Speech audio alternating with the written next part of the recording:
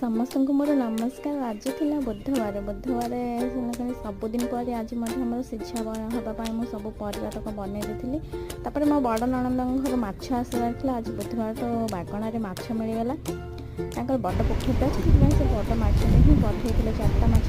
ସେଥିପାଇଁ ମୋ ନାନୀ ମା ତାକୁ ଭଲ ଭାବରେ କାଟି ଦେଇଥିଲେ। କାହିଁକି ବଡ଼ ମାଛଟେ ପୁରା ଅଧିକ ସେ ପୁରା ଝିଅନ ବାହାରିଥିଲା। ତାପରେ ନାନୀ ମା ତାକୁ ଭାଜିଲେ ଭଲ ଭାବରେ, ତେଲ ହଳଦୀ ଲୁଣ ଗୋଳେଇ ଦେଇ ତାକୁ କଢ଼େଇରେ ଭାଜିଦେଲେ। ଦେଖନ୍ତୁ ଏତିକି ଭଜା ସରିଯାଇଛି।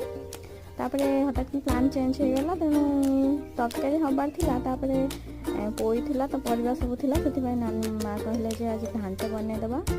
ସବୁ ପରିବା ସବୁ ବନେଇ ଦେଇ ଘାଣ୍ଟ କରିବା ପାଇଁ ପ୍ରସ୍ତୁତି ଚାଲିଲା। ମସଲା ବଟା ସରିଥିଲା, ଘାଣ୍ଟଟି ଜଲ୍ଦି ହେଇଗଲା। ତାପରେ ଲଞ୍ଚ ପାଇଁ ପୁଣି ଥରେ ସେ ମାଛ ତରକାରୀ ମଧ୍ୟ ବନେଇଥିଲେ। ଦେଖନ୍ତୁ ଏଠି ତରକାରୀ ହେଇସାରିଛି। ମୋ ଭିଡ଼ିଓଟି କେମିତି ଲାଗେ?